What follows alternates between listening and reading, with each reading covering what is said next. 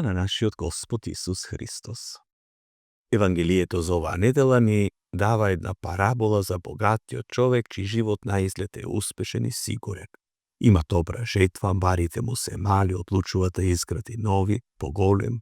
На прв поглед тоа е логично, разгледливо. Човекот се труди, планира, напредува, а и кој не би го посакал тоа.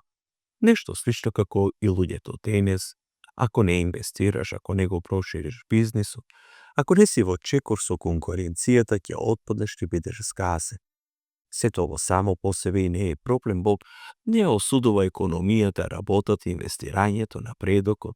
Сепак Исус го открива она што е суштински проблем во срцето на овој човек. Имено во сите негови планови нема место за Бог. Мисли само на себе, на својата удобност, на својата иднина, и не прашува: Господи, што сакаш да направам со богатството кое ми го даде, како да ти се заблагодарам за добриот род, заради тоа што сето тоа е Божји дар. Само една временска непогода, една погрешна инвестиција се може да промени. Во Евангелието човекот на кого нивата му родила изобилно, ниту една мисла не упатува за ближниот, ниту пак за смислата на животот, за благодарност кон Бога. Фокусиран е само на собственото јас. Тој си зборува со својата душа како да е некој предмет. Душо моја, опушти се, јади, пи, весели се, уживај, но душата не се храни со световни работи. Душата се храни со љубов, со словото, со молитвата, едноставно со Бога, со неговото присуство во животот. И затоа Бог го нарекува безумниче.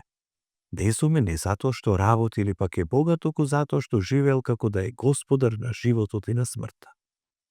И тука доаѓаме до сршта, до вистината, која е дека животот не е наш.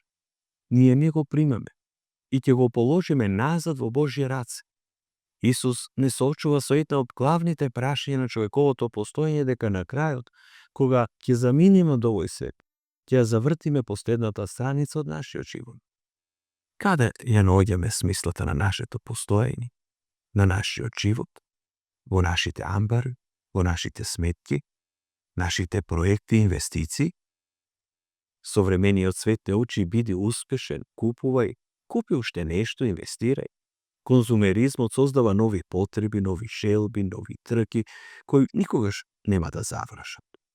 Без да бидеме свесни, стануваме робови на сопствените амбари, обседнати со сигурност, комфорт и поседување, и притоа го оставаме Бог настрана во таа наша трка и забораваме на Него и Неговата промисла. Забораваме дека Бог се грижи за нас. Зато Исус денес и нас те предупредува. Така е со оној што собира богатство за себе, не се богати во Бога.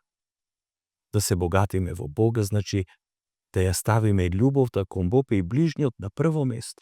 Профитот да постои за да можеме да искажеме милосрдие, а собственото его, собственото јас, да го замениме со служење на ближниот. Да живееме и работиме со поглед упатен кон вечниот живот, кон вечноста. Денес Господ те прашува: на што се потпира мојата сигурност во животот? На богатството или на Бога? Дали мојот начин на живот е како да живеам овде на земјата вечно, без перспективата на смрт и премин во вечен живот?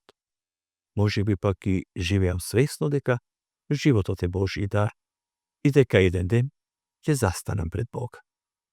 Христос не повикува да погледнеме подалеку кон богатството што не пропаѓа. Нека Господ ни даде мудрост да го познаеме она што навистина ни користи за вечноста. А и да молиме за сила, за да го бараме она што не води во вечноста, но и храброст да го ставиме Бога на прво место.